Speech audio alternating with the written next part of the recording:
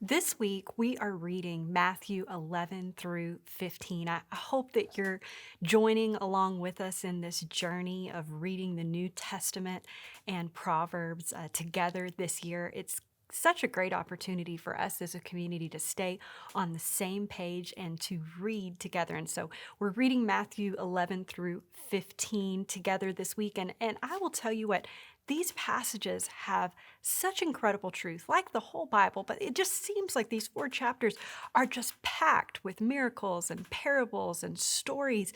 And Jesus is showing out on all fronts. We see not one, but 2 miraculous feedings, the feeding of the 5,000 and the feeding of the 4,000. We see Jesus walking on the water. We see Jesus's response to grief as John the Baptist is killed.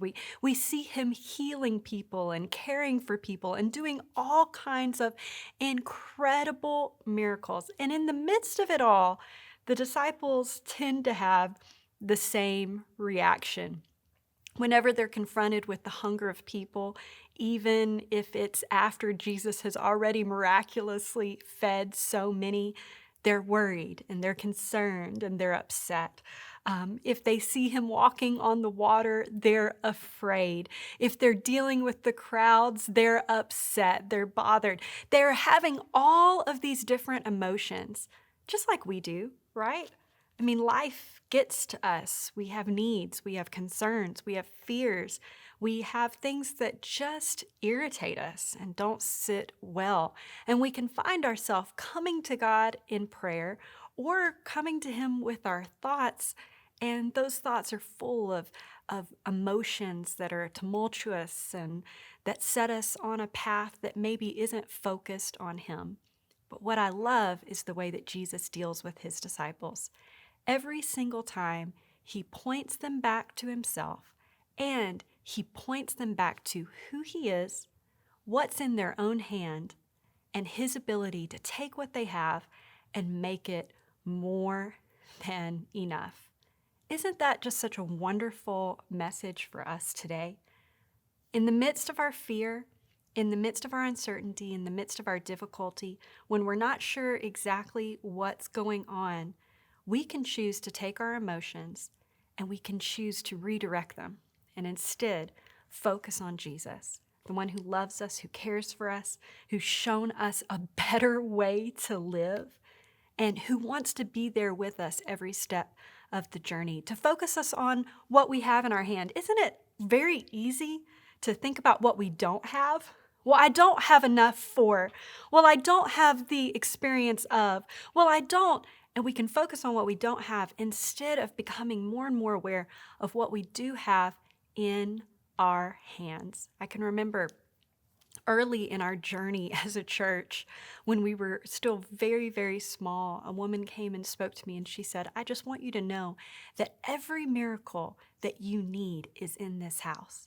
Everything you need is in this house. Don't wish for something to come from the outside. Believe with all of your heart that God has already sent every resource, every person, everything that you need within the house. And over and over again, I've seen that to be true, that there is a miracle already sitting in our house. What do you have in your hand? When you look at the needs you have, what are you overlooking that you can put into the hand of God and He can help you to make it into the answer for what you are dealing with? God partners with us and allows us to be a part of the process. It's such an incredible and beautiful thing. And all through the scriptures, He shows us that we are not passive participants, but we are active participants in His incredible work of bringing to heaven to earth. And when we shift our perspective to Him, it's amazing how quickly we can start to see what we have in our hand and what He can do with it so incredibly differently. But one thing that's really interesting to me about this passage is that we get all the way to chapter 15, and the disciples have seen all of these miracles and have experienced all of this incredible teaching and parables. And there's some religious people, some religious teachers who show up And they start asking Jesus some nitpicky questions. And they say, hey, right here in verse 1, why do your disciples disobey our age-old tradition? For they ignore our tradition of ceremonial hand washing before they eat. Now, maybe we can give them a benefit of a doubt. Maybe they hadn't heard about the miraculous feedings. Maybe they hadn't heard about the miracle healings. Maybe they hadn't heard that he had walked on water. Maybe they hadn't heard of all the incredible truths that he had spoken to the crowd. Maybe all they knew about Jesus was that his disciples didn't wash their hands before they ate. But I doubt it. See, when we have our focus on the wrong thing, it can cause us to miss the point entirely. And the point is Jesus. We can completely miss the point, and we can be so fixated on one little point, on one little action, on one little rule, on one little thing that we miss it all. And that's what Jesus' response is. He rather artfully, totally destroys their entire argument and says, your traditions have been used to take the place of God's commands. That's pretty tough stuff. And the disciples' response is so interesting because I can imagine if your leader who had just walked on water, fed thousands of people, healed everyone, and shown you through parables a much better way to live, put into place the religious people who were griping, by the way, about you, you would think that their response would be, thank you so much for taking, our side, Jesus. Thank you for defending us. Wow, thank you for that truth. But instead, they say this. It's quite funny. The disciples came to him and asked, this is verse 12, do you realize you offended the Pharisees by what you just said? What? What kind of response is that? Do you realize you offended? They're worried in all of this that the Pharisees might be offended because Jesus spoke the truth to them. They're still afraid. They're still concerned. They're still worried. And they still don't have their eyes focused on Jesus. What I love is that Jesus completely dismisses their concern, and then Peter, who sometimes had this wonderful ability of getting to the heart of the issue, goes, wait a second, guys, y'all have missed the point. We don't understand his response to the Pharisees, and we need him to explain it to us. See, instead of doubting, instead of becoming fearful, instead of worrying, maybe our response should be to run to Jesus and to ask him to give us clarity into our situation, to give us peace in the midst of our situation, to show us what's important. And I absolutely love what he says, because he says to them in verse 16, don't you understand yet? Anything you eat passes through the stomach and then goes into the sewer. But the words you speak, come from the heart. That's what defiles you. For from the heart come evil thoughts, murder, adultery, all sexual immorality, theft, lying, and slander. These are what defile you. Eating with unwashed hands will never defile you. Jesus wasn't saying it was a good idea to eat with unwashed hands. We all know after germ theory that it's better to wash your hands before you eat. What he was saying is that if that's what you're fixated on, if that's what your religion comes down to, is whether or not somebody washes their hands, you've missed the whole point. There's a bigger picture here. And guess what? That picture starts with you.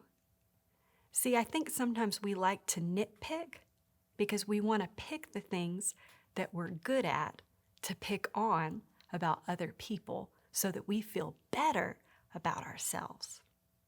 Does that make sense?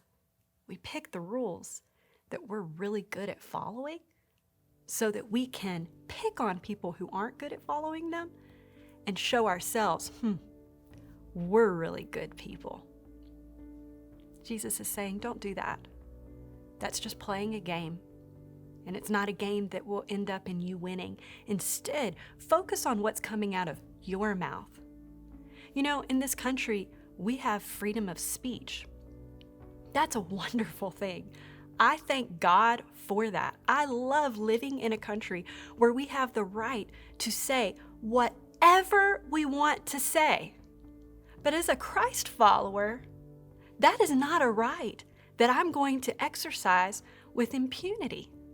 Instead, I have chosen to make my mouth subject to the law of kindness, to make my mouth subject to the law of wisdom, to choose to believe that the words I speak are the ones that can actually bring life or death.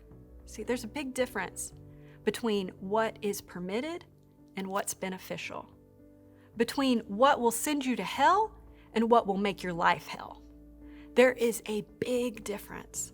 And I want to encourage you today, focus on what matters.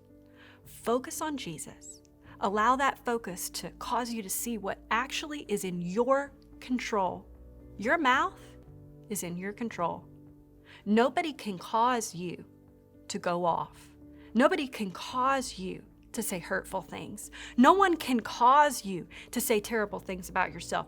You have control. You have the spirit of self-control on the inside of you. And when we begin to change and focus on changing the words that we speak, it's amazing how it begins to change the life that we live. Well, I hope that you're following along with us in this reading journey. If you need information about our reading plan, you can go to our website or you can click on the link in the bio. But we are so excited about being with you and seeing God speak to your heart as you choose to go to His Word for truth yourself. Have a great day.